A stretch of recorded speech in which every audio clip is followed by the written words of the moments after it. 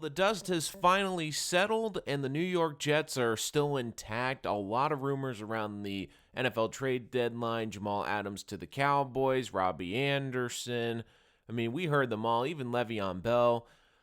But a lot of people are killing the Jets for how they handled it. And, of course, the firestorm after the trade deadline where Jamal Adams put out on social media that he felt that the front office lied to him. He had a meeting with Gase and Joe Douglas before the trade deadline saying he wanted to be there. And he basically said that the team went behind his back in order to shop him. Now, I'm going to defend Joe Douglas here because I love Jamal Adams. I'm going to preface this by saying this. I love Jamal Adams. I think the Jets would be crazy to get rid of Jamal Adams. I think he is the emotional center of this team, and he is the building block you want to build around on that defense. But with that being said, Joe Douglas said it perfectly. He was taught and trained that whenever someone calls you, you pick up the phone. And that outside of a franchise quarterback, anyone's available. He is 100% absolutely right.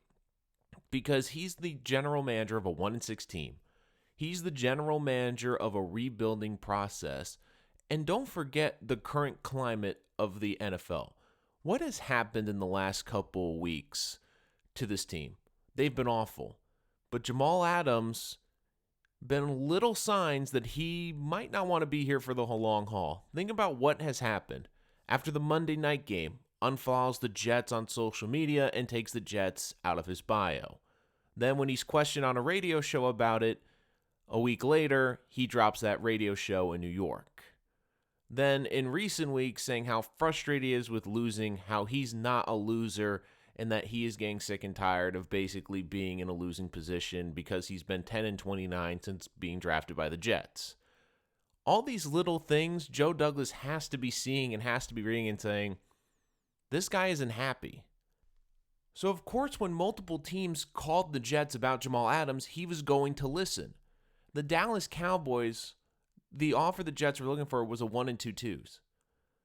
Now the Jets have put out there that, let's say in the offseason, Jamal is still unhappy. The Jets might, this is what I would do if I was the Jets. I would offer him an extension in the offseason and basically go to him and say, look, we need you. We need you. You're the building block we need on this defense. And if he doesn't want to commit to the Jets long term, then you can trade him because now you have opened the market and seen that he has a lot of value on the market. And a lot of general managers around the league were quoted as saying, yes, he's worth multiple high-end picks. And for Joe Douglas, look at just this season as a great example.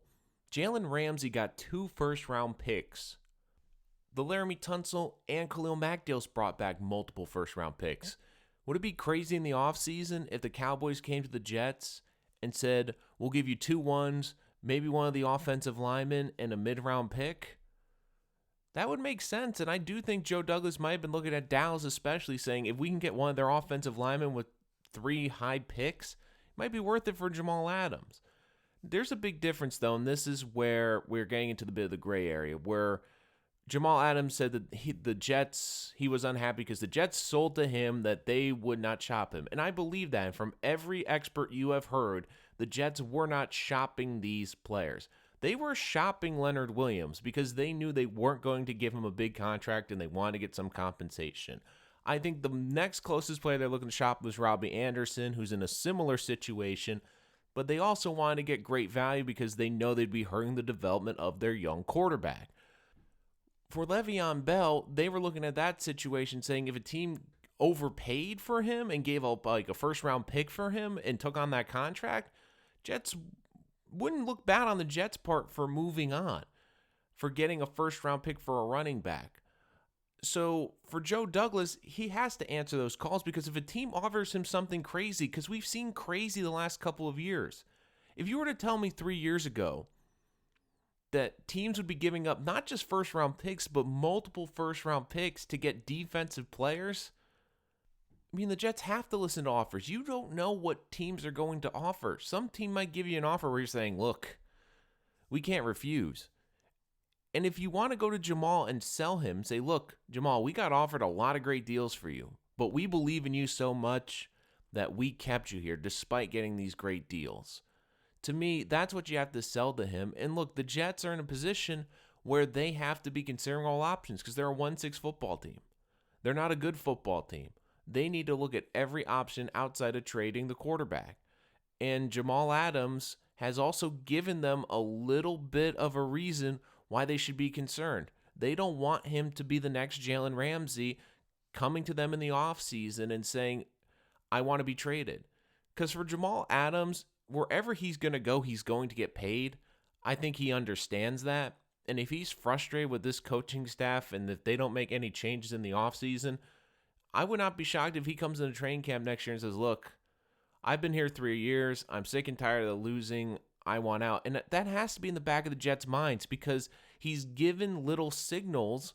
And in today's NFL, general managers have to be wary of that. And when he got defensive, when people were asking, well, why are people asking me so much about why I unfollowed the Jets? It's a big story in 2019 because people look at that and they try to read between the lines because a lot of players have done that, and it basically signals to an organization, I'm not happy. And for Jamal Adams, I do think that he's a very emotional guy. I do think that tweet came from emotion yesterday. And I can understand why he's upset because he felt that he should not be entertained for a trade. But in the NFL, unless you're the quarterback, anyone's open. I mean, 3 years ago, if I was to say, oh, the Raiders are going to trade Khalil Mack, who's the best defensive player in the league. What? That's crazy. Why would they ever trade Khalil Mack? But it's happened. I mean, you look around the league. Teams are trading draft picks and high draft picks to get great players and get disgruntled players. If the Jets got a great offer yesterday, if they got a great offensive lineman and multiple picks, or they got a bunch of high-end picks, like a couple ones and a couple twos, it'd be hard to argue with them saying, well, they got a bunch of picks for a bad team that needs bodies, that needs to draft well. And now, even though Jamal Adams is a great player, that's a player that they're not going to have to give a massive contract to because he's going to reset the safety market in terms of a contract. So even though the Jets look like a mess for this deadline, the thing is, these stories were getting out, and I do think a lot of these stories were being pushed from members of the Cowboys, and I do think the Cowboys were leaking these stories about Jamal wanting to be traded. I do believe that, and they were trying to put pressure on the Jets. I think a lot of this was to try to force the Jets. You heard all the rumors coming about the Jets. I think a lot of them coming out was to try to make the Jets to get a deal, and I give the Jets credit. They didn't sell low. They were going to stick to their guns, and they were going to say, look, if you want these players, you have to give us high-quality picks. If they were really in a fire sale, they would have given away Robbie Anderson for a fourth. They would have given away Le'Veon Bell for a third or a fourth. They would have traded Jamal Adams for just a first-round pick and maybe a mid-round pick. But they weren't doing that. They were listening to every offer on the table, but they weren't actively shopping. There's a big difference. I mean, Joe Douglas was not calling people saying, hey, do you want Jamal Adams? People were calling him saying, look, we'll give you a big package for Jamal Adams. Is he available? And Joe Douglas, it's his job. He has to listen. And I think he handled it very well because he didn't overreact. He didn't panic. He didn't sell these guys off. And look, he got good value for Leonard Williams. You talk to people around the league, the feeling is the Jets got the better end of that deal with the Giants because they're going to get 2 mid-round picks that are going to be valuable for a guy who is going to hit free agency and who the Jets didn't want to pay $100 million to. And I can completely agree to that. And now the Jets can go back to Jamal saying, look, we got a bunch of great offers for you. We want you here. And part of the reason we let Leonard Williams go is we want to pay you. And if I'm the Jets, before he has another great season, before this gets any crazier, I would go to Jamal Adams, heck, maybe even before the end of the season, and I'd give him an offer saying, we want to make you the highest paid safety in the league. We think you're worth it. We want you to change the culture here. Here's the offer. And if he doesn't take that offer, or if he makes it clear that he wants out, then the Jets can say, you know what? We were going to pay you. That's fine. We try to make it work. It's not working. Let's move on. That's how the Jets should handle it. Will they handle that? That's another story for another day. But to me, the biggest concern from the trade deadline wasn't the players that were on the block. It wasn't all the moves that could have been potentially made. And I know people are killing the Jets and Joe Douglas for Jamal Adams, but I think that the Jets handled it well. I do think that Joe Douglas has to have a talk with Jamal, and I hope Le'Veon Bell has a talk with him, because I think Le'Veon Bell, for everything, even though Gase has made it clear Le'Veon Bell's not his cup of tea, I have to say Le'Veon Bell has been a great, mature guy. He's been a very good leader on this team, posted that video the other night about how he wants to be here, and I think he handled this incredibly well. And I think as a leader, he has to talk to Jamal and say, look, this is just the business. This is just the business of things. And I understand that the Jets and the front office might have said, look, there's no way we're trading you, but if there's a great offer out there, anyone can get moved outside of a quarterback. Anyone can get moved. And say to him, look, teams are willing to offer multiple high-end picks for you. If you're a Jet fan, here's the thing you should be concerned about. It isn't the fact that this team was listening to offers for these players, because who knows, in the offseason, you might get a great offer and you might get draft picks for Jamal, and if they do make a trade, you might say, well, I can't argue with it. They got a bunch of great picks back. But the thing that would concern me the most is listening to those press conferences yesterday, and it appears that Adam Gase is here for the long haul, that this is a long-term project, that he is not on the hot seat in that organization. And that's concerning to me, because he's 1-6 this year. He's 1-9 in his last 10 games coaching. This team, and especially this quarterback, has regressed under his watch. And this quarterback, who Joe Douglas said is a franchise quarterback, and a special franchise quarterback, he's regressed under. He's developed bad habits under. That's not good. I do think that if Gase loses to the Dolphins, he could easily lose this locker room. And once a coach loses the locker room, and I think it's very close to happening with the Jets, because it's clear they are not buying into him. If he completely loses this locker room, I don't care how many guys you trade, you're never going to get over that. Because once an organization, because you have so many players that are going to have to be back on this roster next year, they're going to tell the new guys, hey man, this coach doesn't know what he's talking about. That is the scary thing. Because I think if Gase loses this locker room and it's hanging on by a thread, he should no longer be the head coach of the Jets. Because once you lose a locker room, you can never get it back. No matter how many pieces you get rid of, you can never get it back. So I do think Joe Douglas, he did his job. He had to listen to offers. I know Jamal doesn't love it. I think they have to smooth it over with him. And I do think Joe Douglas is the type of guy he can go man-to-man. You heard him in his press conference, and you heard him on his radio show the other day basically talking about how much he loves Jamal and how much he wants him to be here, and that he has to pick up the phone.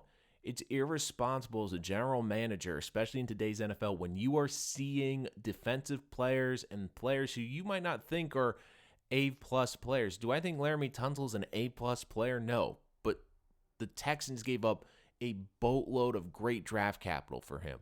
Khalil Mack got a haul from the Chicago Bears. It would be irresponsible for Joe Douglas on a 1-6 team that is in a rebuilding process to not answer the phone from teams that are offering a lot of high-end picks.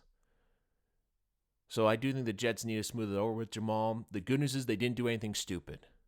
And that was my biggest fear of the Jets. They didn't do anything stupid at the deadline. They didn't do a stupid deal like they let Robbie Anderson go for a 6th-round pick. They were smart. I think Joe Douglas handled it well. I know a lot of reports got out there. But the big thing is Joe Douglas didn't panic, and he didn't undersell his players, and that was key. Now he's going to have to talk to Jamal. I think that's the next priority, and if I was the Jets, I would offer him a long-term contract at the end of the season, heck, even before the season's over, to gauge where they are. Because if he's not interested in that long-term deal, or he makes it clear to them he doesn't want to be here after the season, then the Jets have at least put themselves in a place where they understand that he's going to get a lot of draft capital back. And either way, if they sign him long-term, they're going to have a great leader locked up. And worst case scenario, if he doesn't want to be in here, doesn't want to buy anymore, they have gauged the market, and it's clear that there's a big market for him. And if they can get multiple picks for him, it might not be the worst thing in the world. Because in the NFL, there's only one untouchable. And Joe Douglas was right. It's the quarterback. Everyone else is fair game. And Joe Douglas is doing his job. And I know Jamal doesn't like it. But Joe Douglas did everything right that he was supposed to, and he was responsible as the general manager listening to those calls. Because, let's face it, he's got quite the project on his hands, and it's going to be quite the interesting offseason for the New York Jets.